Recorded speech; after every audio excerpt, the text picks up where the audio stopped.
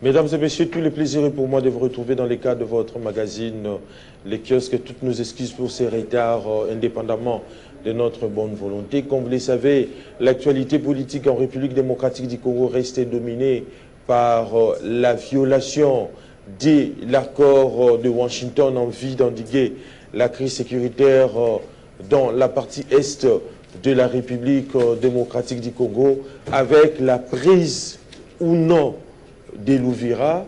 Mais la question que l'on doit se poser ici, de toutes nos lèvres, est celle de savoir quelle valeur peut-on accorder encore à cet accord signé à Washington entre la République démocratique du Congo et le Rwanda. Tentative de réponse avec nos invités ici sur ces plateaux. Je commence par qui?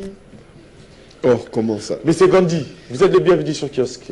Oui, je suis le bienvenu, mais je commencerai pas par ce sujet. Je commencerai par la charité bien ordonnée commence par soi-même. Je pense qu'au moment où les gens sont en train de voir, peut-être pas au niveau de la radio, ils verront que frontalement, j'ai une blessure. Oui. Et puis mes yeux sont tuméfiés. Dans le sens Qu'est-ce qui était à la base de tout ça? Ben, les Koulouna. C'est-à-dire, on entend dire, et j'ai subi moi-même le Koulouna, ou dans un quartier où c'est censé être calme, à Météo. À l'entrée de Météo, 2e avenue, les gens connaissent, la rue de Rosier, c'est truffé des procureurs, des généraux et autres, mais on m'a pris par surprise, certes, c'était tard, par rapport au problème de transport, j'ai rentré paisiblement à la maison, et survient quelqu'un devant moi avec une machette. Dieu merci, j'ai appris quelques bribes de self-défense. J'ai paré au coup de machette, je l'ai bloqué, j'ai pris sa gorge, oubliant qu'ils sont souvent en groupe. C'est là qu'interviennent d'autres personnes derrière moi qui me prennent, m'entrelacent les 2 bras. Et puis, ils prennent les 2 sacs que j'ai habituellement, vous voyez ici à la télévision, quand je passe toujours avec mes 2 sacs là. Ils me prennent, ils me poussent, c'est là que je suis allé tomber sur l'asphalte avec cette écorchure et la tête était enflée. Et là, ça s'est dégonflé le jour du congrès. On s'est vu le jour du congrès. J'étais déjà tuméfié et tout ça. Voilà, je suis allé à la police criminelle.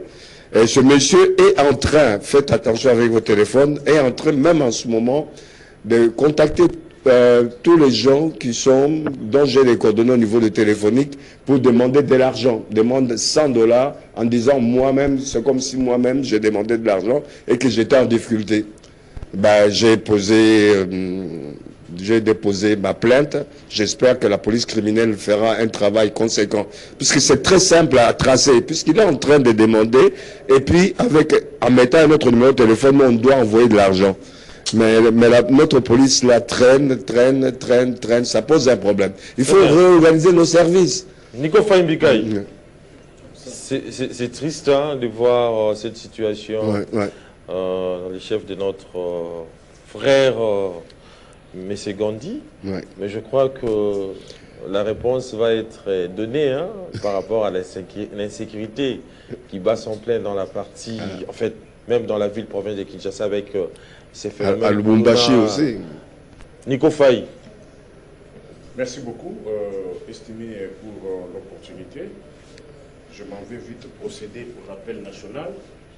Bien que nous avons commencé avec un grand retard, ce n'est pas aussi de votre faute, la faute aussi, et je l'incombe essentiellement et principalement à l'état de vos routes. Mais nous sommes déjà à 1259 jours depuis que notre cité de Bunagana était passée entre les mains de rebelles. Même situation pour la ville de Goma, 309 jours. Même situation pour la ville de Bukavu, 289 jours. Et ça fait jour J plus 6 depuis que les Mobutistes et leurs enfants nous ont ramené l'accord qui a ramené la prétendue paix, pour lesquels on avait demandé des gens d'aller à l'aéroport.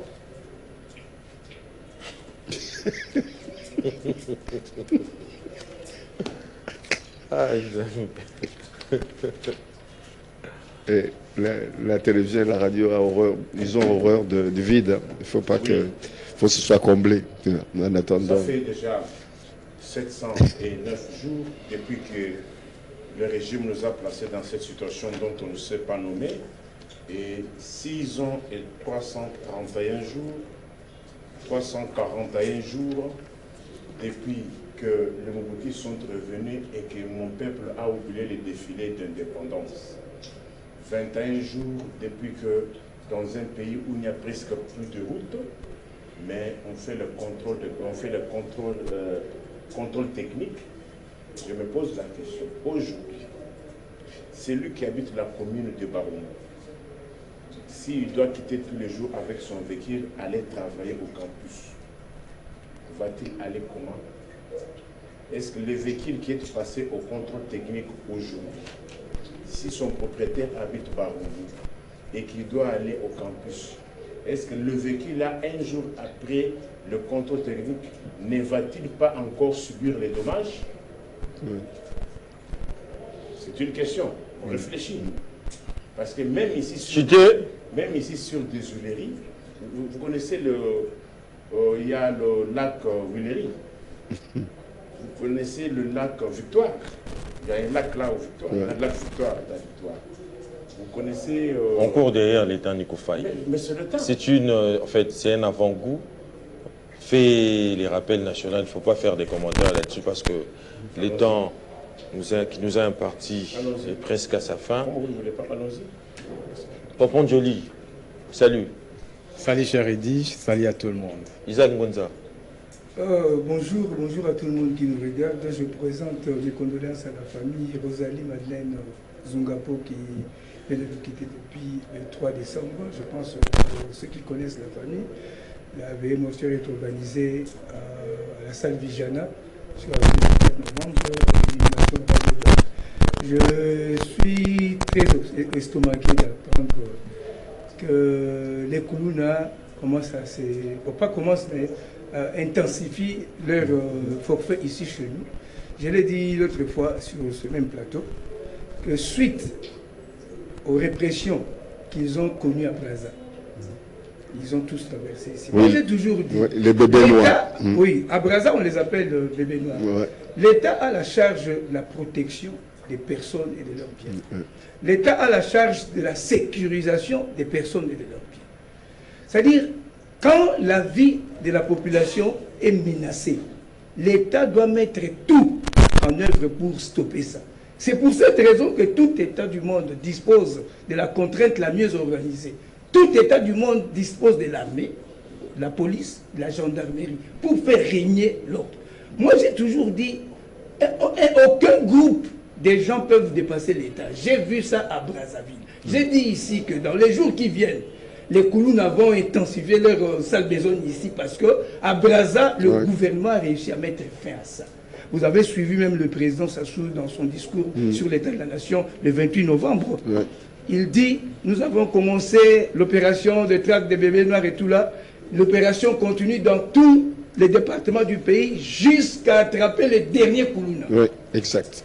Moi, je suis allé à Brazza la semaine passée participer à une veillée mortuaire. Je suis rentré à 1h du matin. À Brazza, aujourd'hui, on peut rentrer à 1h, 2h, on est en sécurité. Vous savez pourquoi?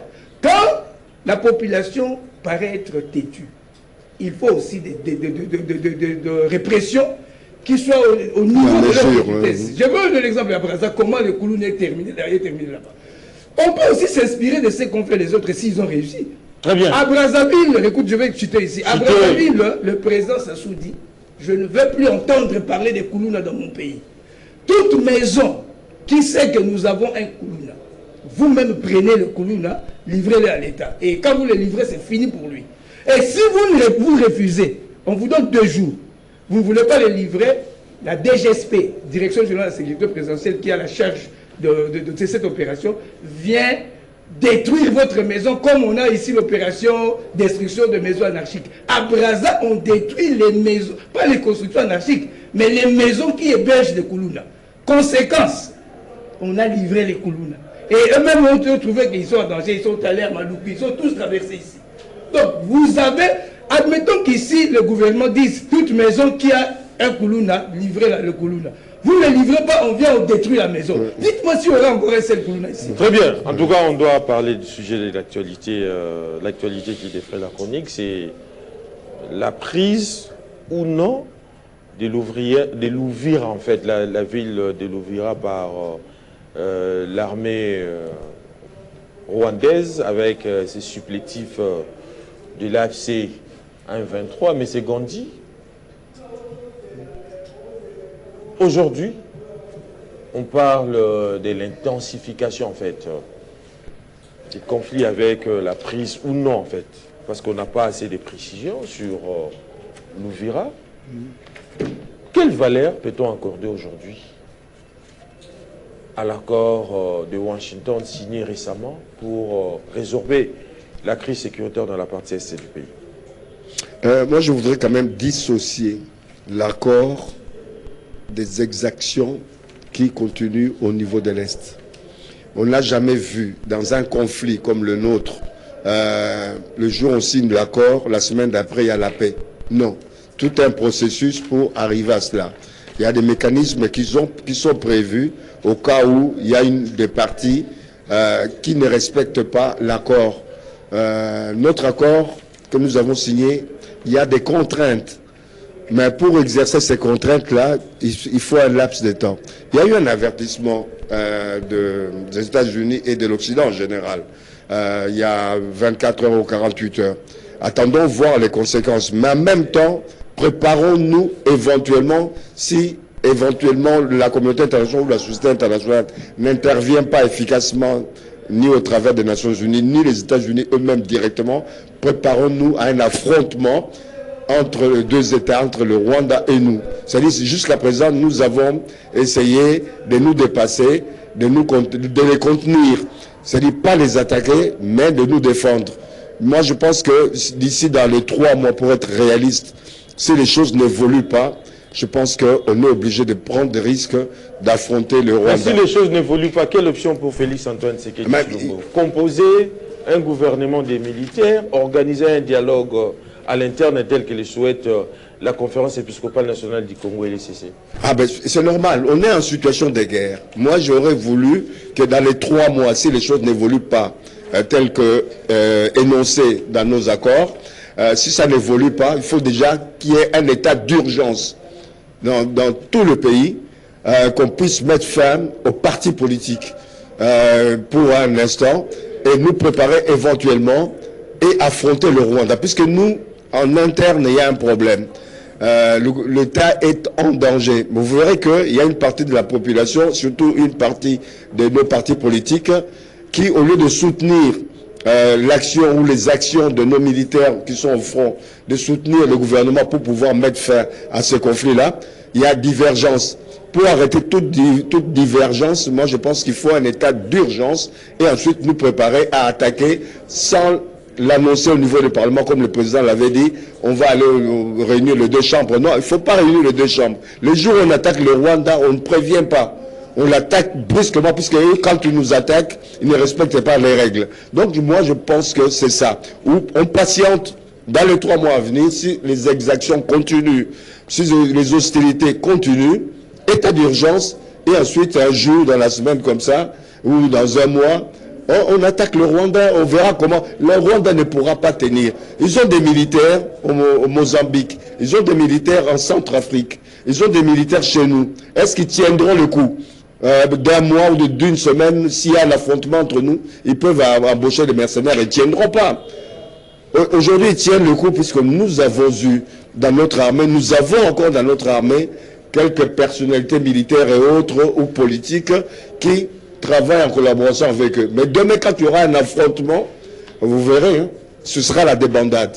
Nico Faye-Mbikaï, quelle valeur peut-on accorder à cet accord, la violation plutôt de cet accord qui demeure jusqu'à ce jour sans conséquence, alors que les États-Unis d'Amérique devaient intervenir quand même face à sa violation? Quelle avenir, valeur peut-on accorder? J'avais, moi, déchiré cette histoire. Tu l'as déchiré? Je l'avais déjà déchiré. Pourquoi? Ça y est là, je l'avais déjà déchiré. Pourquoi tu l'as déchiré? C'est quoi? Ces papiers servants. Ces papiers servent à quoi?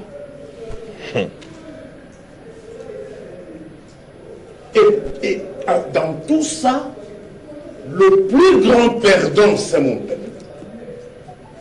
Pourquoi est-il le plus grand perdant? D'abord, c'est son argent que les Mobutus et leurs enfants utilisent dans des navettes.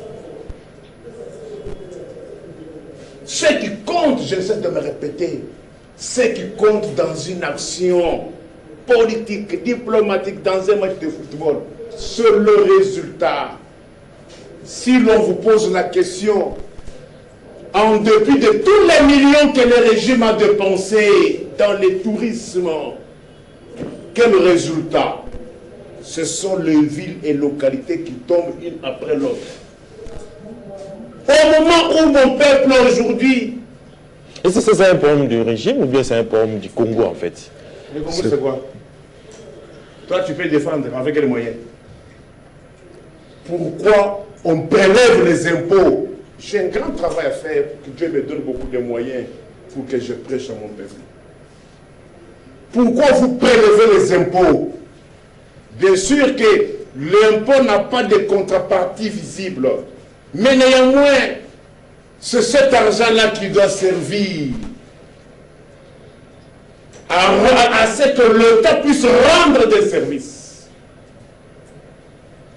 Achète les tenues des policiers et des militaires. Paye les agents et fonctionnaires de l'État. Arrange les routes.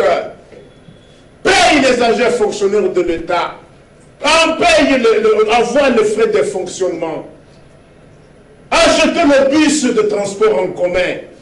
Une ville qui a près de 20 millions d'habitants.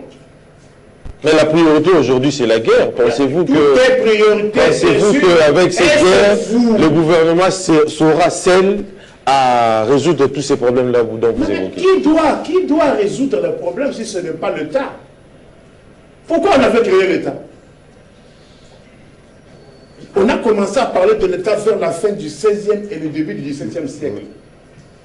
Les gens sont restés... Non, on ne peut pas rester comme ça. Il faut organiser la société. C'est ainsi qu'on a créé l'État. Après avoir créé l'État, on a dit l'État ne peut pas rester comme ça. Il faut lui doter des instruments de dissuasion.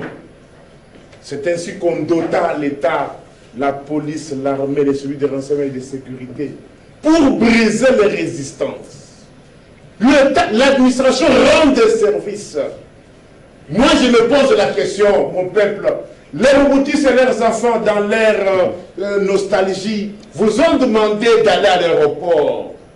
Ça nous rappelle l'époque lorsque Maréchal revenait. C'est ce qu'on a transformé. Vrai ou faux? Qui était à l'aéroport ici? J'estime que vous étiez là. Faire quoi? Pour aller...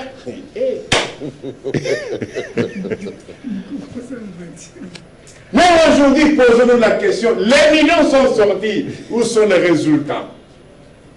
Et je me le dis. À Gandhi. Alors, ça c'est un frère. Le papier que vous avez célébré, je les ai ici. Du 1er au 8e chapitre, il n'y a pas de contraintes. Contrairement au mensonge inoculé, pourquoi le régime vit avec le mensonge? Chuté? Non! Chuté du coffre. Parce qu'il a dit que non, il est contraire. Mais il n'y a pas de... Vous voulez qu'on remue l'histoire de notre pays? Qui a amené le Rwandais ici? C'est pas vous? Kabila père, Kabila fils. Si vous voulez mieux la... S'il vous plaît, s'il vous plaît, laissez Liko Faye parler. 30 ans de crise, ça vient d'où? Mais lorsque vous êtes allé à Washington, qui vous avez dit d'aller... Arrêtez cela. Vous nous avez ramené la merde, excusez-moi du terme. Vous oubliez l'histoire. 30 ans d'occupation. 30 ans d'occupation par les Kabila. Et Kabila est encore là-bas, vous le soutenez. Arrêtez. Arrêtez. Et honte. L'histoire là s'attache à vous. L'histoire de conflit à l'Est là, c'est qui? Je vais récupérer 2 minutes. Non, vous n'avez James Kabarebe, vous avez oublié. James les aléas de Rwanda dans l'armée. Arrêtez. C'est pourquoi je m'étais? Oui. J'aimerais aussi vulgariser les papiers pour lesquels le million était sorti.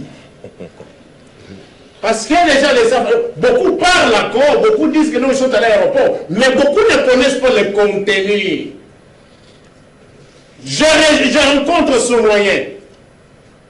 Dans ces papiers, il n'y a pas de contraintes. Je vous lis. Nico Faye, chutez. On a pris le temps.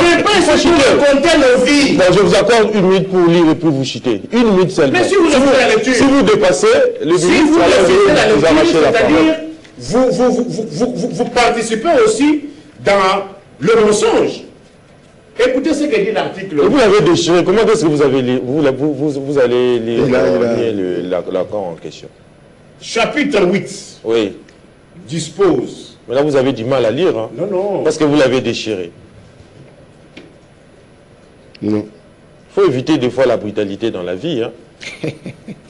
Chapitre 8. C'est qu'on ne vous dira jamais. Mais je suis là pour vous restituer la vérité.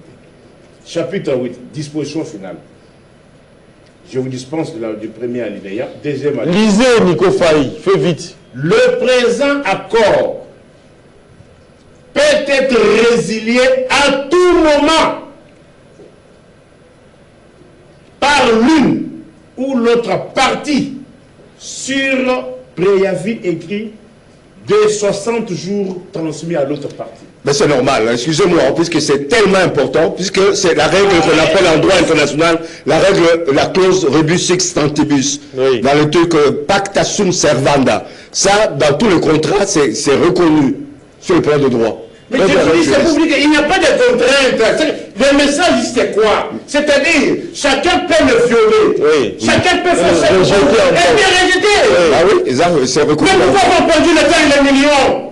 Et puis, vous embarquez une délégation de plus de 100 personnes pour avoir fait quoi? Très bien. Vous allez faire quoi? Isaac Vous avez des trous partout. Isaac Ngonza, Nico Faye, vous n'avez plus la parole. Isaac Ngonza. Bon, vous avez suivi l'argumentaire de Nico Faye pendant que le M23 RDF avance aujourd'hui en bloc, avec puissance des faits, mais également mobilité et logistique cohérente, mais également renseignement des guerres. Vous ne voyez pas que nos forces armées se retrouvent dispersées, limitées plutôt, et n'arrivent plus à fournir des efforts pour ne serait-ce que bouter dehors l'ennemi? En tout cas, je voudrais clarifier la lecture que Nico vient de faire. Je vous en prie, en fait. Certaines personnes qui n'ont pas un niveau très élevé de compréhension peuvent penser que Nico a raison qu'il n'y a pas de contraintes. D'ailleurs, cet article signifie clairement que quand on dit l'une des parties peut résilier, ça veut dire si par exemple l'État congolais estime qu'on s'est mis d'accord qu'on puisse se retirer et qu'on voit que le Rwanda ne se retire pas, gérons ça. C'est correct. C'est ça l'esprit même de ce que Nico vient de lire ici. Très bien. Franchement, vous êtes un problème de français. Je suis désolé. Je suis vraiment désolé. Si c'est une bonne disposition. En tout cas, c'est une excellente disposition. Ça signifie que si l'État congolais aujourd'hui s'est dit, bon, on a signé pour que l'M23 se retire, il ne peut pas, alors on rompt, on écrit, on a un délai de 2 mois. Où est le mal à ça? Mais lorsqu'on va rompre, on va faire la guerre avec quelle armée? Alors qu'on se retrouve devant une armée de moi je dis ceci, attendez, je suis en train de doter l'équivoque. C'est un problème sérieux. Je pense que les gens comprennent. Vous avez un peu l'équivoque. Voilà, répondez à la question. J'arrive, j'ai l'équivoque sur ça. Ça veut dire que si nous trouvons que les Rwandais ne respectent pas le contrat, on a la liberté de rompre ça. Bon, maintenant, je vais entrer à votre question. Oui. Vous parlez de l'armée. Oui. Là, je dirais à Nico, si le pays se trouve dans cet état, c'est Kabila et Kagame. Aujourd'hui, quand on parle de l'armée, moi je l'ai toujours dit, je m'exprime en toute liberté, je ne suis ni de l'opposition, ni du pouvoir, je parle comme un analyste indépendant. Je sais que notre pays disposait d'une armée forte pendant la Deuxième République. Personne ne peut le nier. Et on sait aussi comment Mobutu lui-même qui avait construit cette armée, comment il l'a détruite? Avec, quand il a inséré le tribalisme et tout là, il a détruit son œuvre. À partir de 97, quand les Rwandais, les Burundais, les Ougandais ont concocté leur plan pour renverser le régime de Mobutu, en arrivant en 97, ils ont détruit le système de défense du pays. Je parle bien du système de défense du pays. Kabila, pendant 18 ans au pouvoir, il a détruit complètement tous les systèmes de défense du pays. Moi, je suis choqué quand j'ai vu le gouvernement Tshisekedi remettre la défense nationale à Jean-Pierre Bemba. Il a commencé à restructurer l'armée. Il a commencé à reconstruire le système de défense. Même pas un an, vous le changez. Il y a un problème. Mais alors que le président de la République lui-même avait dit, il a trouvé une armée structurée. Non, mais là, attendez, là c'est politique. Regardez, Eddy, oui. Moi j'ai la chance dans ma vie, dans ma famille, j'ai eu à connaître au moins 5 grands généraux de ce pays. Somao, mon oncle, j'ai resté longtemps avec lui. Toukouzou, mon père, j'ai resté longtemps avec lui, tu le sais. Oui, Général Koundou était mon cousin. Elouki a épousé ma soeur. Lukama a épousé ma soeur, la fille du général Somao. Donc, je connais quelque chose sur l'armée. J'ai eu à échanger pendant tout le temps avec ces généraux. Je sais ce qu'on appelle armée, je sais ce qu'on appelle une opération militaire. Ce qui me fait mal ici, dites-moi une seule armée au monde, vous avez vu ça, une seule unité de parachutistes. C'est l'armée que Kabila laissait à Tshisekedi.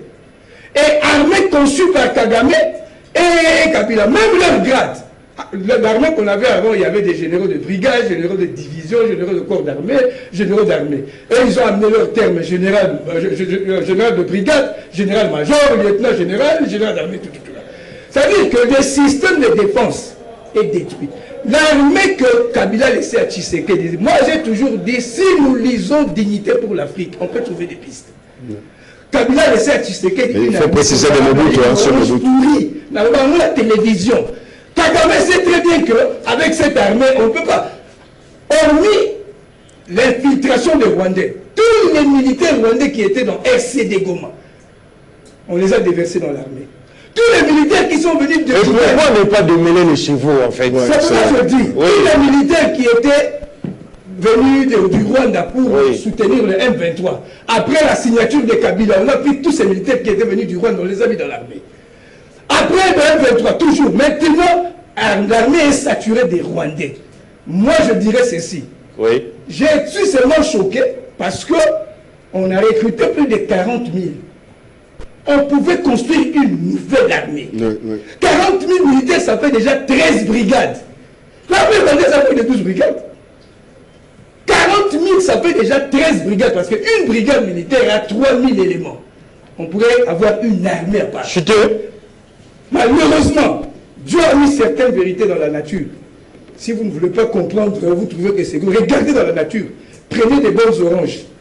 Mettez même 2 ou 3 oranges pourries. Pourrir tous les autres. Ça veut dire qu'aujourd'hui, l'espoir peut naître seulement si le gouvernement crée une nouvelle armée. Très bien. Mobutu l'a fait, je suis ici. Très bien. Mobutu l'a fait en 65. Oui. Quand il a accédé au pouvoir dans son livre intitulé Dignité pour l'Afrique, il faut les lire. Mobutu dit, quand j'ai accédé au pouvoir, j'ai trouvé le pays avec une armée issue de la force publique ANC. Il disait, je ne pouvais pas avoir confiance en une armée de mutins. Comme il y a eu mutinerie en 60, pour Mobutu, un militaire déjà qui est prêt à piller n'est plus un militaire, ça devient une orange pourrie. Très bien. Une nouvelle armée. Mobutu a créé une nouvelle. Pompon Joli, le président t'entend. Je reviens à vous, Pompon Joli. On me dit ça toujours ici. Faudra-t-il admettre aujourd'hui que la politique de protection des civils sans offensive est un piège, d'autant plus que protéger les civils est un devoir, mais protéger sans répandre les terrains, c'est laisser l'ennemi encercler nos villes, couper nos axes, terroriser nos populations. Vous ne voyez pas que quelque part, l'État, en tant qu'unité active, est ici interpellé? Merci cher Eddy pour la question, mais je pense que cette question, on a parlé de ça tous les jours. Hein. C'est quoi l'État? En réalité, vous voulez que je puisse vous dire, c'est la réalité de l'État. C'est-à-dire, comme Marx a dit, c'est une entreprise à caractère institutionnel dont a le monopole de la violence. Alors, si nous entrons vraiment dans la profondeur, l'État congolais est État rien que par les faits.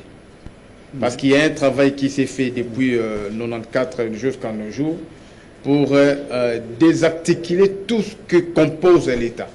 C'est-à-dire parce que lorsqu'on vous demande c'est quoi l'État, ce sont ses services, ce sont ses entreprises, ce sont ses emblèmes.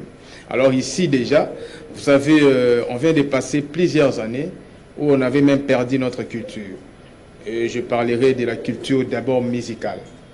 Ici à Kinshasa, lorsqu'il y avait des fêtes, on chantait la musique tanzanienne, alors que sur le plan historicité, la Tanzanie ne s'est jamais imposée sur la culture musicale. C'est pour la première fois ici en RDC, de 2001 à, je crois, vers 2019, c'est la musique tanzanienne qui dominait. Heureusement, à l'arrivée des Fachi, parce qu'on nous a même interdit de faire des productions au niveau de l'Europe. Donc, c'est-à-dire que la culture, vous savez, nous n'allons pas entrer dans des définitions conceptuelles, mais vous savez, c'est quoi une culture? Culture, ça colle tout ce qui est l'homme, tout ce qui est son pays. Donc, c'est-à-dire, on peut définir un Français rien que par sa culture. Il y a plusieurs éléments qui entrent en jeu. Mais ici, je pense que la première question, c'est une question importante. Je vais quand même aborder par rapport à ça, malgré que vous ne m'aviez pas posé, vous avez posé à mes co-débatteurs. Vous savez, si on a signé cet accord de paix, on a commencé avec le 27 juin, accord de principe, je crois, jusqu'à, il y a eu plusieurs rencontres, et les 4, on a signé cet accord de paix. Mais ici, la question que moi, je vais me poser, vous savez, la société, telle qu'elle est conçue, lorsque nous votons des lois, tout ce qui va avec, ça doit rimer avec des réalités, avec toute action publique doit rimer avec de belles paroles de sa population. C'est-à-dire lorsqu'on vote une loi, lorsqu'on signe des traités accords, comme la Constitution le stipule, que le président qui signe des traités accords, il ne le fait pas avec ses émotions. Il le fait par rapport à un pacte social qu'il a eu à signer avec la population lors des élections. Si vous me lisiez, voilà mon cheval de bataille, c'est la paix à l'Est. Et la population s'est dit, ok d'accord, ça rime avec nos déshydratants, parce que depuis une belle lirette, nous voulons en finir avec cette histoire. Et le président a été élu et réélu pour cette question de l'Est. Et nous a fait des randonnées diplomatiques, même au niveau du Parlement. Les parlements, vous savez... Sans résultat. Vous êtes au niveau du Parlement, le Parlement a pondu plusieurs résolutions, voire même un récit à coaliser avec d'autres pays qui ne conjuguaient pas les mêmes verbes que nous, à sanctionner le Rwanda et à intimer le Rwanda de laisser les RDC. Donc ça, c'était un point positif. Mais, dans tout, on peut écrire, on peut beau parler. Ce qui est plus important, c'est l'application. On peut avoir des beaux textes. On peut avoir, bon, même pas dire à volonté, dire que non, j'ai fait ça pour arriver à ça. Mais lorsqu'il n'y a pas une suite et une application, ou une applicabilité de tout ce que vous faites comme action, c'est une lettre morte, c'est du chinois. Alors nous avons besoin de tout ce qui s'est passé au niveau du Parlement. Et ici, avec la signature de l'accord de paix avec le président, que ça soit vraiment appliqué. Vous savez, pour former un militaire calé, moi j'ai habité, je suis né à Lemba-Siper, j'ai grandi à Salon. Et à côté de nous, il y avait un camp militaire, jusqu'à aujourd'hui, un camp des officiers Kambouma. Et moi-même, je suis entouré des amis, mes amis sont des officiers militaires, colonels, généraux, ainsi de suite. Et mes amis m'ont dit que pour avoir un militaire calé, il faut une formation de 12 mois. Un bon militaire. Et pour avoir un commando, il faut une formation au moins de 15 mois. Président Tshisekedi a fait combien d'années? Il a parlé de Mobutu. Mobutu a trouvé une armée. Mais il a tout chamboulé pour avoir une armée républicaine. L'agression ou l'aliénation rwandaise. Le Rwanda a trouvé la force zaïroise, armée zaïroise. C'est vrai, il y a eu des trahisons, mais on avait des militaires formés. dans des grandes écoles reconnues sur le plan international. C'est-à-dire Israël, Égypte, Angleterre, États-Unis. On a eu des Marius chez moi, en face de moi, au camp. Il y a eu des Marius congolais, Zaïrois, formés en Angleterre, formés aux États-Unis. Mais qu'est-ce que le Rwanda fait? On a été bénis par les Américains. Donc nous allons implémenter notre politique de surveiller ces pays. Si nous laissons ces militaires, ils vont revenir pour nous protéger. Alors, qu'est-ce que le Rwanda fait? Oui. Le Rwanda a regroupé tous ces militaires formés à Kitona et ils les ont tous tués pour remplacer un adjudant qui était dans une armée rwandaise. Après brassage, cet adjudant devenir général, colonel. Général. C'est-à-dire, dans son imaginaire, oui, il respire adjudant, il respire un soldat de rang. Mais ici, c'est un militaire au gradé. C'est-à-dire, qu'est-ce que les Congolais veulent? Même ici, on dit, bah, que veut le Congolais? C'est-à-dire, c'est les retraits sans condition des troupes étrangères chez nous. Et ces troupes-là est connues, c'est l'armée rwandaise. Vous savez pourquoi? Parce que le monde est régenté sur des textes. Il y a un texte et un document qui nous régente tous. Ces documents-là, c'est la Charte des Nations Unies. Dans cette charte-là, la charte stipule que, en son chapitre 7, que lorsqu'un pays est agressé, c'est-à-dire on sous-entend qu'une armée d'un autre pays foule ses pieds dans un autre pays, il faut appliquer cette charte-là, oui, dans son chapitre 7, et il y a des articles typiques, que, je crois 41-42, qui dit que la communauté internationale doit entrer en jeu pour sanctionner ces pays-là. Très bien. Mais dans 3 mois, on le fera. Et dit, ce qui est plus important, c'est l'implémentation et la bonne définition de votre politique interne. On a commencé avec le Rwanda en 1994. Les discours du Rwanda, les narratifs du Rwanda, c'était l'ouverture du couloir humanitaire pour permettre aux FDLR de venir chez nous par rapport à ce qui s'est passé comme après fameux génocide. Et puis après, le Rwanda revient encore pour dire que non, nous, vous savez, on a été tués, génocide, machin, machin. Pour un autre servi, l'FDLR constitue un danger, on doit poursuivre l'FDLR. Là, c'était sous prétexte AFDEL. Ils ont fait de la tête aux pieds de la RDC et ces FDLR ont été tués. Très bien. Aujourd'hui, le Rwanda garde sa ligne éditoriale, comme dit le journaliste. Mais les journalistes, donc ce n'est pas un terme approprié, hein, la ligne éditoriale.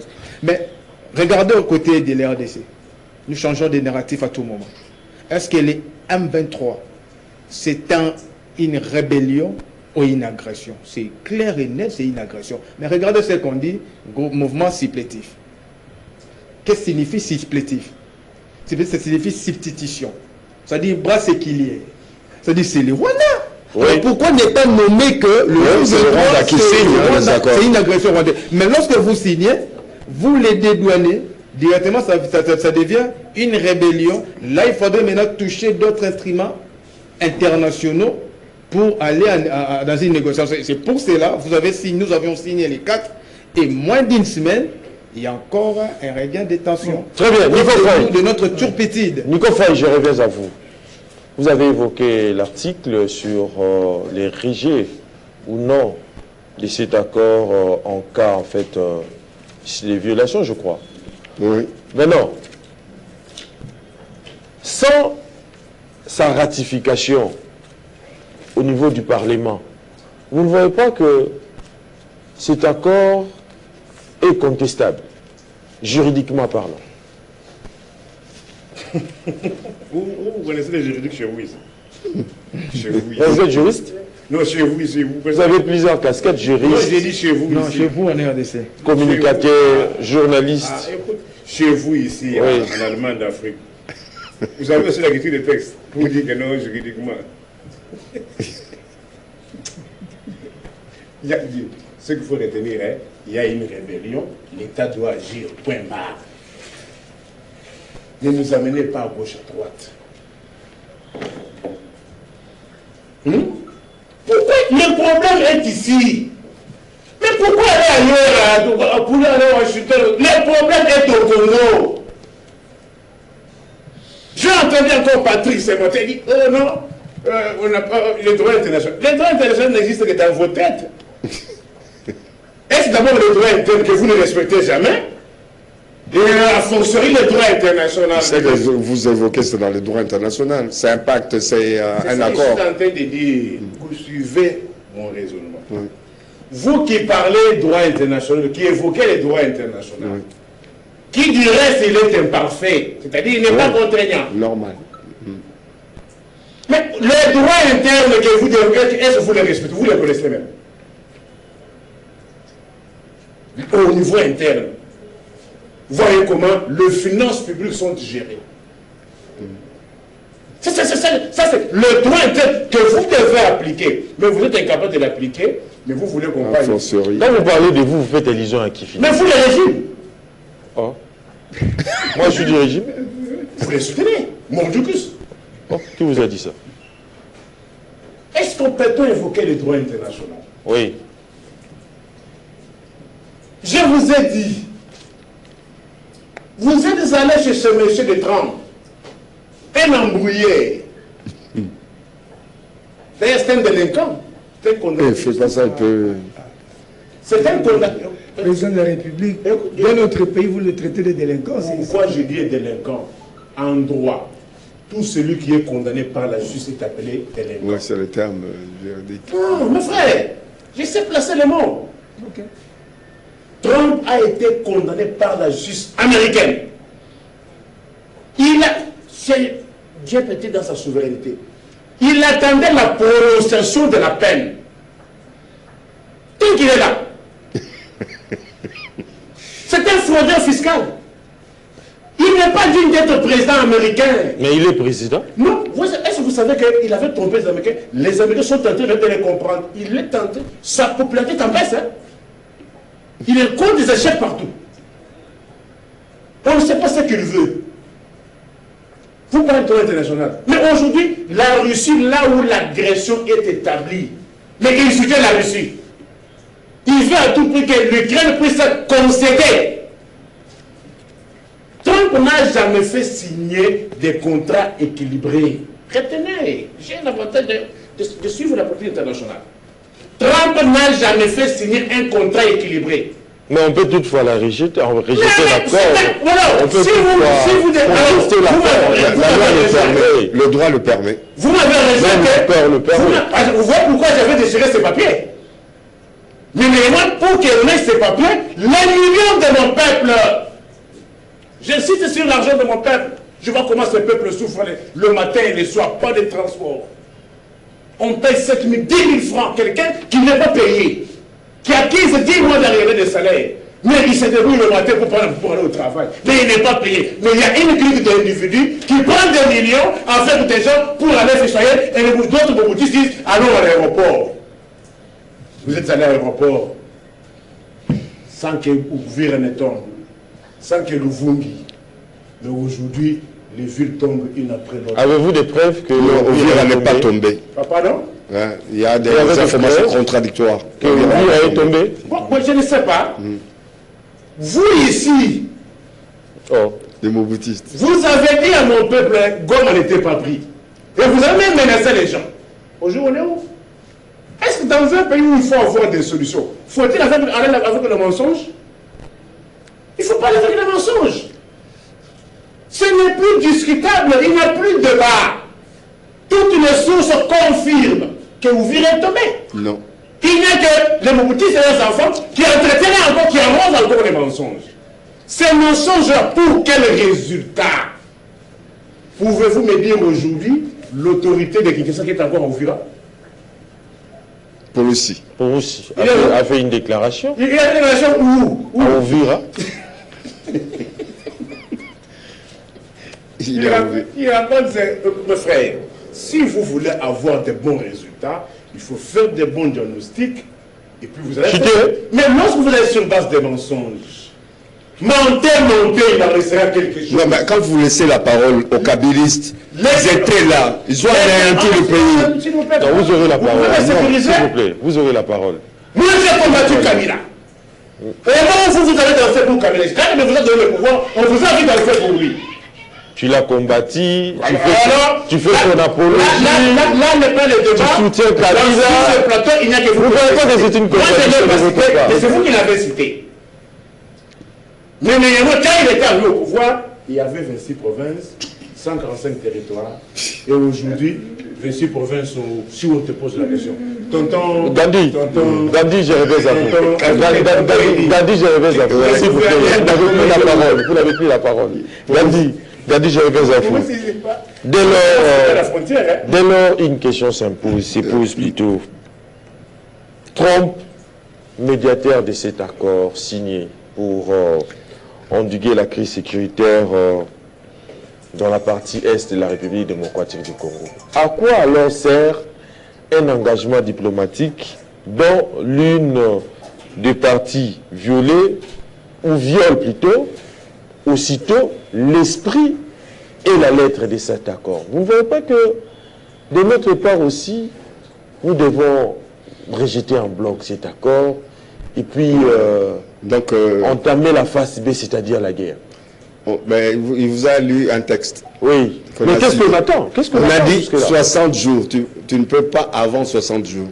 Après 60 jours... Mais Kigali l'a fait avant 60 jours. Nous, on respecte... Mais on va rester là alors que la population la plus ordinaire est en train de souffrir à la partie est du pays. C'est la personne qui a contresigné avec nous qui devrait intervenir. Avant les 60 jours. Non, s'il vous plaît, mais c'est comme dit, s'il vous plaît. S'il vous plaît. Une guerre se prépare. S'il vous plaît. On va pas de s'il vous plaît. Devant la souffrance de la population, devant tout ce qui se passe, où la guerre dérange la quiétude de la population. Non, s'il vous plaît. Je ne vous ai pas donné l'occasion de lire. S'il vous plaît. Mais c'est qu'on dit. S'il vous plaît. Nico Faye, vous dérangez l'émission. Mais c'est qu'on dit, devant cette réalité où la population souffre, il y a eu plusieurs déplacés, vous voulez qu'on puisse toujours respecter... Non, mais laissez-moi parler à la lettre. Vous parlez à ma place, j'ai encore rien. Mais c'est quoi ça?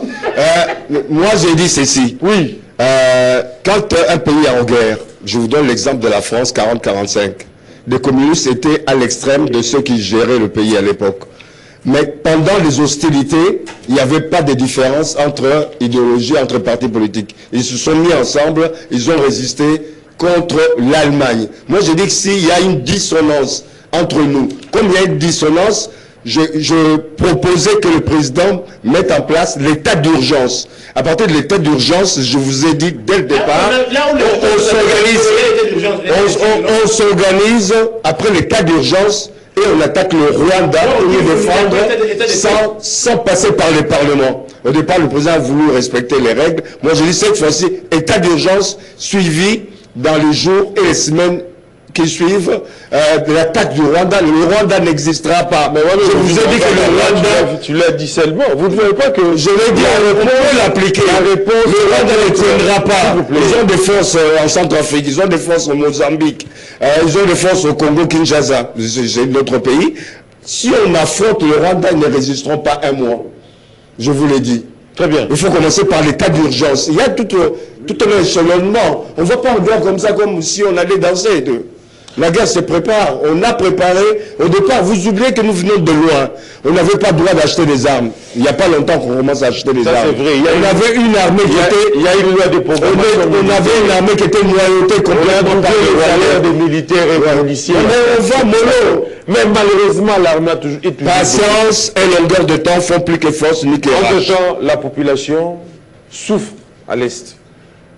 Isaac Mwenza, face à ces dérives constatées, vous ne voyez pas que la réponse doit être à la hauteur du défi posé par le Rwanda?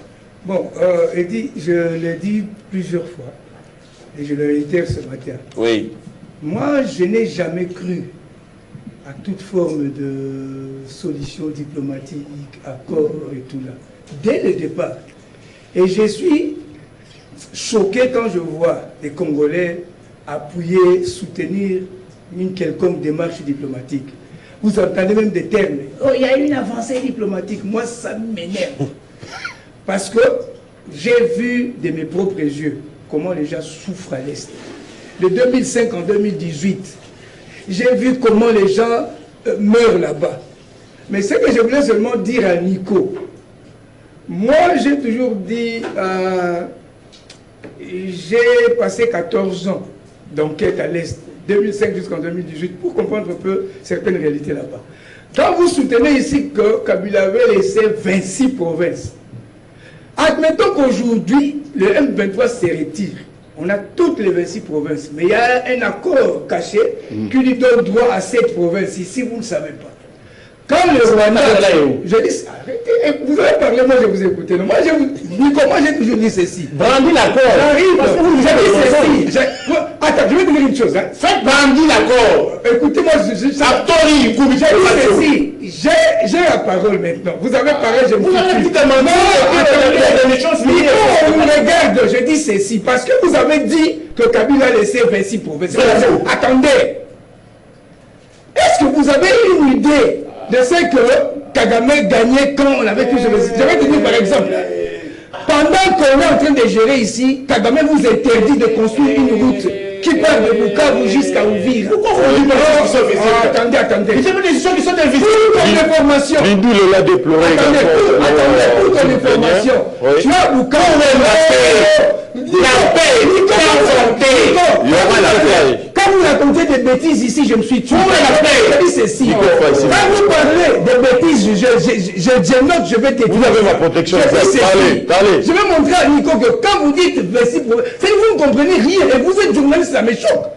Regardez, moi en 2015. Il est journaliste. Oui. Mais c'est un juriste. Attendez, 2015. Oui, 2015, les Burundais ont fui les menaces de Kourouziza, de brigade 3e mandat. Ils se sont réfugiés à Uvira et Fizi. J'ai demandé le billet d'avion à MONUSCO pour aller mener une enquête là-bas. Je quitte Kinshasa, j'arrive à l'aéroport de Bukavu. Pour aller à Uvira, je suis chez nous. On nous dit non, ici, il y a une route mais qui n'est pas en bon état. Le gouvernement n'aime pas faire construire ça, sinon l'argent ne doit pas entrer au Rwanda. Donc pour aller à Uvira, je suis à Bukavu. On entre au Rwanda. Ça c'est à l'époque de Kabila. Jusqu'aujourd'hui. Jusqu'aujourd'hui, on n'a pas encore érigé cette route. On entre au Rwanda. Vous roulez au Rwanda, vous arrivez à Kamanyola, vous entrez, vous prenez la plaine de Ruzizi, jusqu'à Uvira. Vous passez les cabarets, je connais très bien. Pendant 10 ans, vous étiez directeur de la douane ici. Ouais. Toutes les marchandises qui entrent à Goma et Bukavu passent par Rwanda, payent la douane là-bas. Qui l'a favorisé? C'est pour ça que je dis Kabila. Oh. En d'autres termes aujourd'hui, j'ai dit ceci. Si aujourd'hui, la paix revient à l'Est, suite aux signatures, à une signature d'un accord, vous n'avez aucune idée de ce que le Rwanda va gagner. Parce que la vérité, c'est quoi? Le Rwanda ne peut pas survivre sans le Congo. Cette guerre pour le Rwanda, c'est le problème de la vie. C'est pourquoi moi j'ai toujours dit, un Congolais qui ne se retrouve pas du côté du gouvernement dans cette circonstance, moi si j'étais président, on va vous prendre en public. Quand le pays est en guerre, l'état d'urgence, état de siège, d'urgence même. Non, même pas l'état d'urgence, état de siège. C'est-à-dire que le pays est menacé, nous sommes en période de guerre, toutes les libertés individuelles sont détruites. Parce que c'est ce qu'il nous faut. Le pays parle. Et vous voyez les gens passer à la télévision raconter des bêtises. Moi, je ne peux pas accepter ça. Je suis tout à fait d'accord que le régime, on gère mal le pays. Mais je ne peux pas admettre que ce soit les Rwandais qui reviennent ici. Très bien. Je l'ai toujours dit, ça c'est inadmissible. Très bien. Voilà. Papa Joly, je reviens à vous. Si, en fait, aujourd'hui, Donald Trump, dont certains invoquent déjà le prix Nobel de la paix, même si Nico Faye conteste cette réalité, acceptera-t-il publiquement d'être défié par un acteur qui s'est personnellement, en fait, disons en fait, à Paul Kagame, qui s'est pertinemment bien engagé à ramener ou à lui ramener la raison? Vous ne voyez pas que cette question touche au cœur même de la diplomatie américaine avec la violation de cet accord, malgré ces efforts fournis par le Rwanda et par les États-Unis pour ramener la paix dans la partie est du pays? Cher Eddy, Autre temps, autre mers, comme on dit. Au tempora, au Maurice. Les États-Unis, on peut tout dire. Hein. Les États-Unis ont participé aussi à la paix sur le plan mondial. Si les Nations Unies ont existé, c'est parce que les États-Unis s'est impliqués. Parce qu'avant l'ONU, c'était la Société des Nations. Les États-Unis s'est dédouané. Et puis quand il s'est mis, et il a cherché la paix, et la paix est venue. Le même États-Unis, si aujourd'hui l'Europe s'est reconstruite, c'est parce que les États-Unis s'est impliqué aussi avec la BIC, de la Banque internationale de reconstruction et de développement.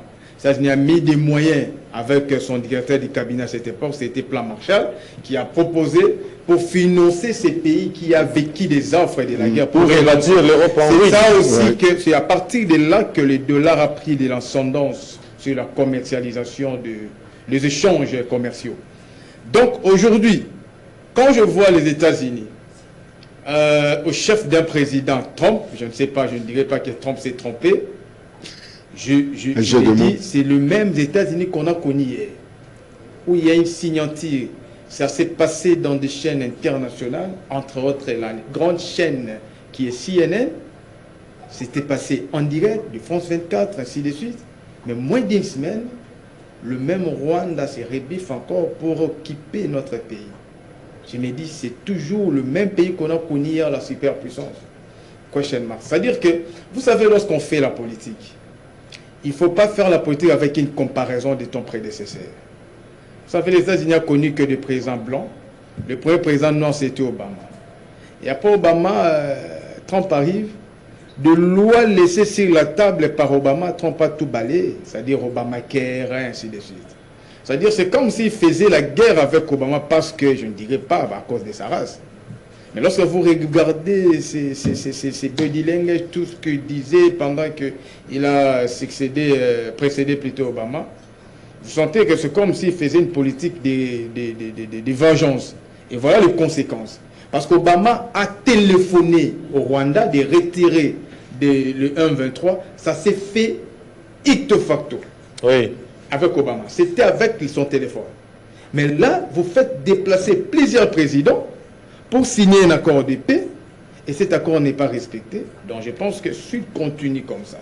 Parce que la Chine est en train de guetter l'hégémonie sur plusieurs points. Au risque que les États-Unis puissent chambouler sa mythe, son hégémonie. C'est au risque. Donc moi je pense que la cellule intelligente américaine doit travailler sur l'attitude de son président. C'est hyper important. Très bien. Je vais dire pour chiter.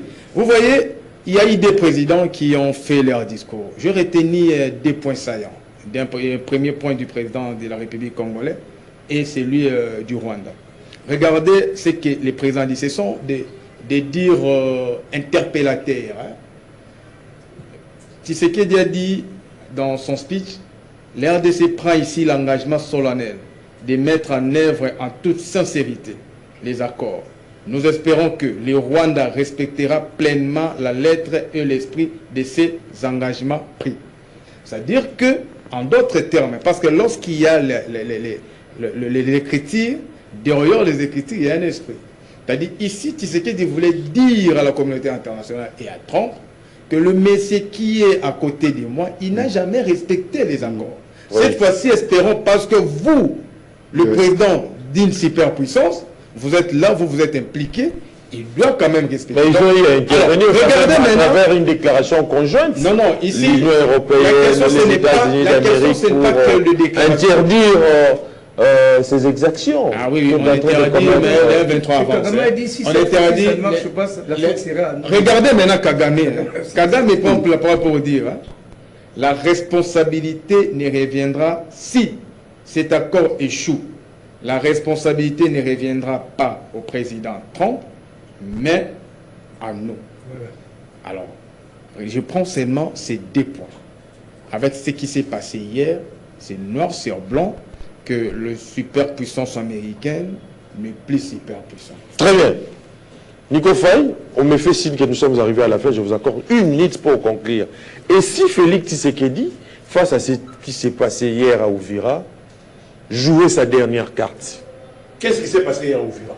Ou dites-moi cela à Gandhi. Qu'est-ce qui s'est passé Yaoundé?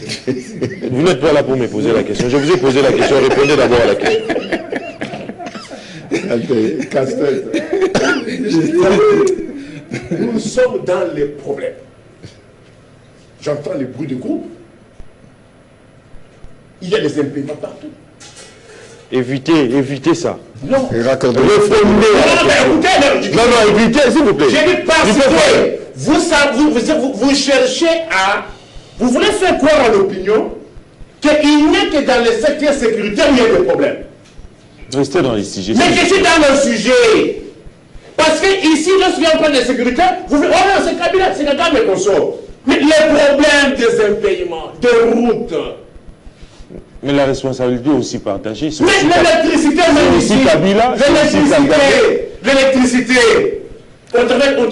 Nous sommes Ça n'a pas changé, il y a 10 ans, 15 ans, c'était toujours comme ça. Je dis ceci. Heureusement, vous savez comment moi je cherche maintenant à compenser ce problème-là, l'électricité. Pas le groupe. Pour éviter que le matin, les enfants se promènent avec les uniformes, ça et là, le matin, pour que le problème, ça pourrait passer. Moi, j'ai résolu le problème. Le faire. Oui. De la Donc, la somme c'est la macala. Pour éviter. Mais c'est bien, c'est un bel exemple. Ça, c'est bien. Est-ce que ce problème, on le connaissait? Tu l'as acheté quand hier? Oui, je l'ai acheté, avant-hier. Je l'ai acheté. Pour éviter des problèmes, ce problème, les amis n'ont pas passé.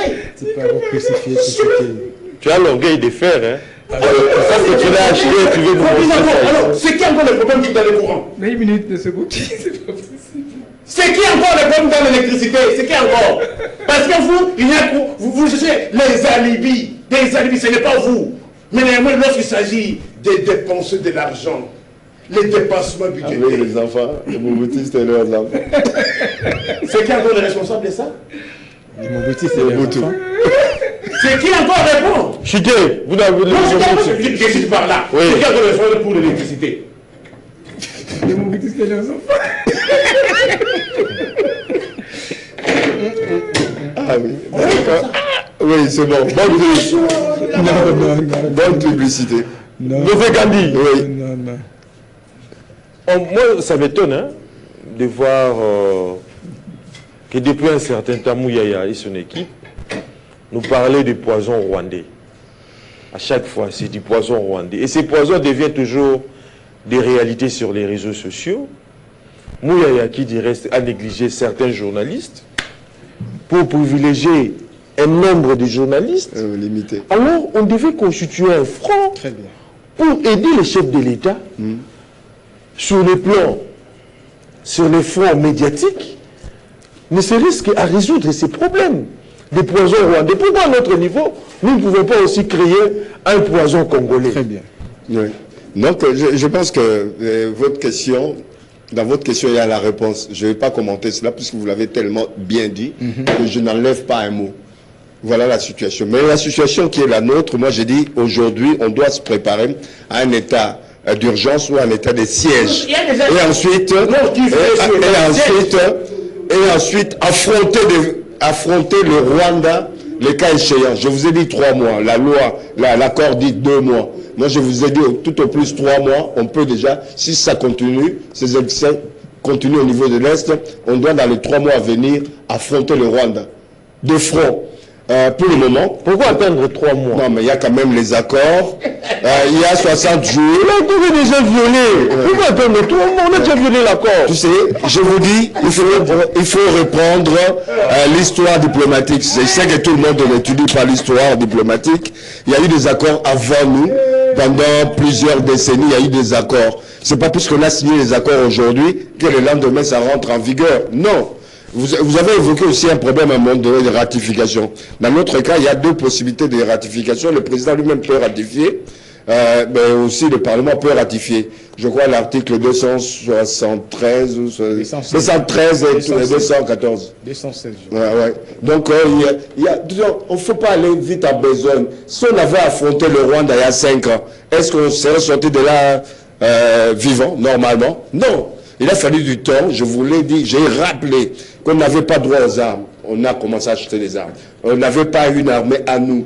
On a commencé à former le nôtre. Ils sont un peu partout dans le monde, etc. Il faut y aller Mollo. Ouais. Lentement mais sûrement. Lentement mais sûrement. De manière méthodique, sans pour autant ramener les gens. Tu sais, un bon général, quand il sait que son armée n'est pas prête, n'amène pas son armée au front. Prends le temps. Mais vous, puisque vous ne connaissez pas les techniques militaires, vous ne connaissez pas l'armée, comment ça fonctionne, vous n'avez pas appris les guerres. Donc moi je dis, en face de ça, moi j'aimerais avoir des gens qui discutent en ayant une connaissance de ce qu'on appelle la polémologie. La polémologie qui est la science qui étudie tout ce qui est phénomène de guerre. Non, mais ça existe, hein. C'est un cours. Hein. La polémologie, c'est une science qui étudie tout ce qui est phénomène de guerre et paix. Ailleurs, dans les pays scandinaves, on appelle ça l'irénologie, peace of research. Donc, moi, je dis... théorie. Théorie, puisque c'est la théorie qui fait qu'il y a des actions. Sur le terrain, il y a quoi? Très bien.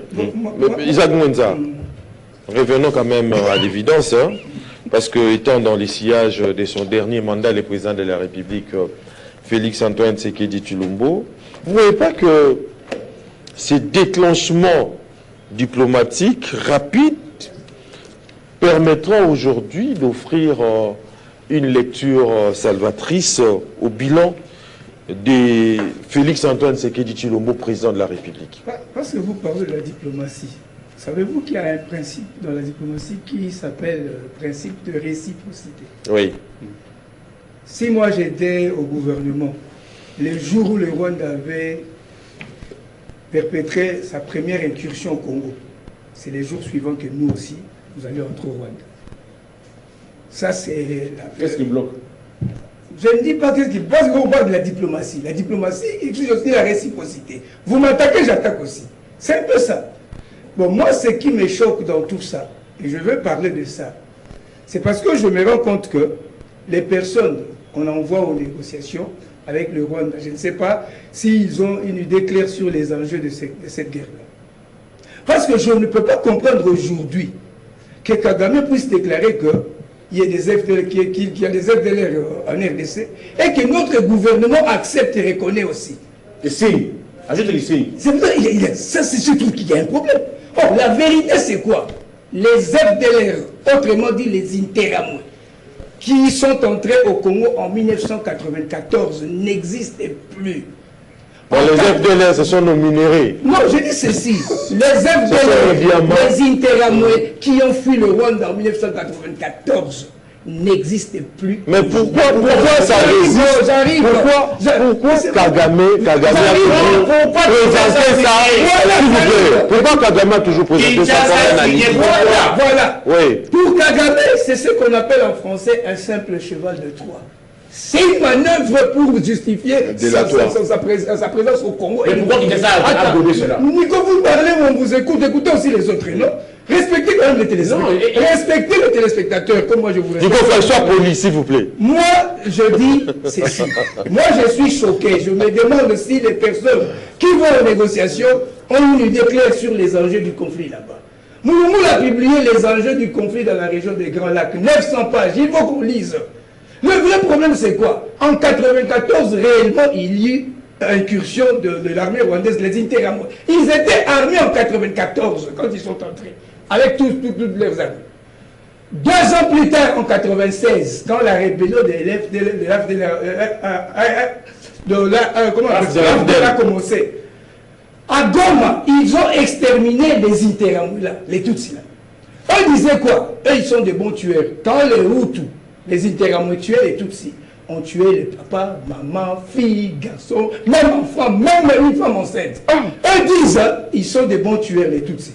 Ils ont exterminé les Interamwe. Voici, on savait les reconnaître. On prenait papa ou un enfant qui a plus de 18 ans. Il ne tue pas les enfants ni les femmes. Et dans leur famille, on vous dit seulement, ah, on était là un jour, ils sont venus, ils ont pris papa et grand-frère, ils les ont amenés. Depuis là, on ne les voit plus. Ils allaient les enterrer dans un cimetière, comment montrer à Rutshuru, un champ de café, où on enterrait les Interamwe. Les vrais Interamois aujourd'hui n'existent plus. Mais là, il faut dire maintenant, s'il vous plaît, il faut dire maintenant à Chio Kitundu que tous les FDLR sont neutralisés. Parce que lui, nous manquons vraiment pour fustiger le fait qu'on va neutraliser les FDLR. J'ai fait 14 ans d'enquête pour chercher le camp des FDLR à l'Est, ça n'existe pas. Par contre, à Brazzaville, leur arrêt s'appelle Rwanda, ils sont à Kintele. Leur camp est là, leur maison construite avec des tôles, tout un cas là, les Rwandais ils sont là. Qu'on dise à Kagame qu'ils situent ou qu'ils localisent des FDLR. Ils ont pris Bounagana. S'il y a des FDLR, ils les exterminent. Très bien. La vérité c'est quoi? Ouais, chuté. La vérité c'est quoi? Lorsque j'entends les gouvernements s'engager, dire non, on prend l'engagement de neutraliser les FDLR. C'est comme si ça existe. Ils ne peuvent pas, ça n'existe pas. Très bien. Et puis le FDLR qui avait 20 ans en 1994, aujourd'hui il a quel âge? Celui qui avait 30 ans, aujourd'hui il a quel âge? Ils sont même affaiblis. D'abord, non seulement ils sont affaiblis, ils ne sont plus actifs, ils ne sont plus nuisibles. Kabila a organisé l'opération armes contre $100 avec Moïse Moulouda. Ils ont récupéré les armes. Donc les Interanouais qui sont à l'Est, la plupart des rescapés des Rwandais se sont mariés avec les Congolais, ils se sont mêlés dans la population. Il n'y a pas une localisation des FDLR, ils sont là pour les développer. Parlant de ce que Isaac Mwenza vient de nous dire, est-ce qu'il appartenait au gouvernement congolais d'accepter qu'il y a présence des FDLR au Congo? Vous savez, Napoléon a dit, l'histoire c'est un mensonge que tout le monde se sont mis d'accord. Et un président français qui a dit, la guerre c'est entre deux personnes qui se battent sans se connaître, au profit des deux qui se connaissent sans se battre. Alors les deux là doivent nous dire une vérité, parce que lorsqu'on gère la population a cette obligation-là de la redevabilité. C'est pour cela la Constitution dit ceci. Lorsque c'est le président qui signe des accords et traités internationaux, mais ça doit être ratifié à la Constitution parce que, au Parlement, parce que les parlements jouent le rôle de contrôle d'institutionnalité de ces accords-là. Parce que ça, la suprématie sur nos lois. Alors, l'FDLR, il a dit, vous savez, dans une armée normale, on recrute à l'âge des majorités. On sous-attend que des FDLR, c'était des Interamois, une armée normale d'un autre pays qui a subi un génocide, entre guillemets. Il fallait venir chez nous pour se sécuriser. Alors, on prend l'âge de 18 ans à 25 ans. C'était des militaires d'une armée rwandaise. Plus 30, combien aujourd'hui? 32 ans, 31 ans. Tu prends 18 plus 31 ans, et puis après un militaire qui ne se forme pas, un militaire qui ne fait pas des entraînements, il perd quand même des tactiques, beaucoup des éléments. C'est-à-dire, il change même sa vision. Donc, l'épée là, si c'est 1500 qu'on a répertorié, il ne constitue même pas un danger pour les Rwandais. C'est un groupe résiduaire aujourd'hui. Malheureusement, vous savez, au Congo, nous avons des intellectuels déguisés. Vous savez pourquoi les sciences a fait la stratification, faculté des droits, sciences politiques, ainsi de suite. Ce n'est pas tout le monde qui négocie. Même si vous parlez un bon français, même si vous êtes un polyglotte, ce n'est pas à vous, parce que vous avez l'avantage de parler plaisir à l'an, d'aller négocier. Non. C'est ça relève d'une technicité. Non, je dis pas Kaikwamba. Je dis dans des négociations. Vous avez vu le conflit belgo-zaïrois. Vous avez vu le problème de l'RDC quand ça a commencé à l'époque des Zaïre 94. La première commission Vango, c'était en Suisse, en Genève. Vango a descendu la communauté internationale. Il y a une commission qui traîne dans nos tiroirs. Vango a dit noir sur blanc, alors que Bistroff Gali, son secrétaire particulier, c'était rwandais. Il n'a même pas eu de mots pour convaincre, pour déchanter Vango. C'est-à-dire qu'on a envoyé Vango parce qu'il avait ces qualités-là, il a fait cette science-là. Aujourd'hui, qui parle dans des négociations, c'est n'importe qui. Ce que vous avez dit là, c'était important. Si vous êtes agressé, il y a plusieurs fronts qu'on met, c'est-à-dire fronts médiatiques. Là, on prend toutes les chaînes. On ne cherche pas des trois journalistes. Ça, on prend toutes les chaînes. Et puis, c'est super journalistes qui doivent participer au briefing. Et même les journalistes là, s'il vous plaît. Est-ce que c'est normal? S'il vous plaît. Vous savez, le nerf de la guerre, c'est l'argent. Nous, on a été réussis avec vous par les CNS. Oui. Vous savez ce qu'on nous a dit? Le Rwanda a recruté plus de 20 000 hommes qui travaillent pour divulguer des fausses informations. L'armée numérique rwandaise. Et cette armée-là a beaucoup de moyens. Est-ce que l'un de ces manque de moyens pour déjouer à ces... Oui, il y a des super journalistes. C'est-à-dire, au-delà des... Il est mal entouré. Il y a le front populaire. Vous savez? Alors, moi je crois... Il y aurait un mauvais service au chef de l'État.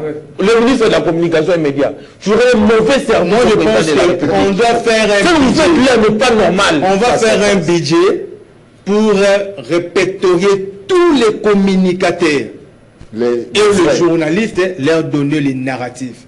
On doit narrer par rapport... Mais c'est ça que je dis. On doit narrer par rapport à ce qui nous arrive. C'est-à-dire, Eddie est là, il peut avoir un groupe objet à gérer. Voilà, aujourd'hui, on a un kiosque.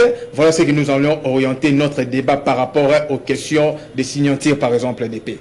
Voilà, nous allons orienter par rapport à ce qui s'est passé hier à Bukavu. C'est ça. Ça se passe comme ça partout au monde. Vous savez, en Israël, est-ce que les États-Unis, c'est arrose? Mais regardez ce qu'on nous vend par des chaînes internationales. C'est-à-dire, voilà, les États-Unis, un pays où partout est belle. Mais allez aux États-Unis, vous allez voir des rats partout. Vous allez voir des poubelles aussi. Mais l'État joue par rapport à son intelligence pour essayer un peu d'embellir son image via des médias, via des fronts. Et aujourd'hui, le front, ce n'est pas deux personnes à une seule chaîne. On a plusieurs chaînes. On doit répertorier les gens pour donner des moyens à ces gens-là pour changer les paradigmes. Très bien. En tout cas, le ministre de la Communication et des Médias, ce n'est pas une guerre entre moi et vous. Hein. C'est juste un conseil. Changez quand même cette votre façon de faire. Hein. En tout cas, il faut répertorier les journalistes. Il faut chercher beaucoup de journalistes. C'est comme ça partout. Pour travailler pour le compte du président de la République. Ce que vous faites là, quand vous triez quelques journalistes là, donc c'est pas journalistes, c'est pas normal. C'est pas normal. C'est pas normal, Excellence. Donc, c'est un peu, c'est un peu de résoudre. En tout cas, nous sommes arrivés à la fin. Je remercie Nico Faye, Pompon Joly, les Segondi, mais également Isaac Kunza d'avoir répondu à notre invitation. Merci. Je remercie l'ensemble de l'équipe technique composée de Moro Djamé, Doudou Montiré, Alain Kabongo, Chrissa Banjolo. Je remercie également l'équipe rédactionnelle du canal Congo Télévision. On se retrouve prochainement avec les autres invités. D'ici là, portez-vous bien. Sur Canal Congo Télévision.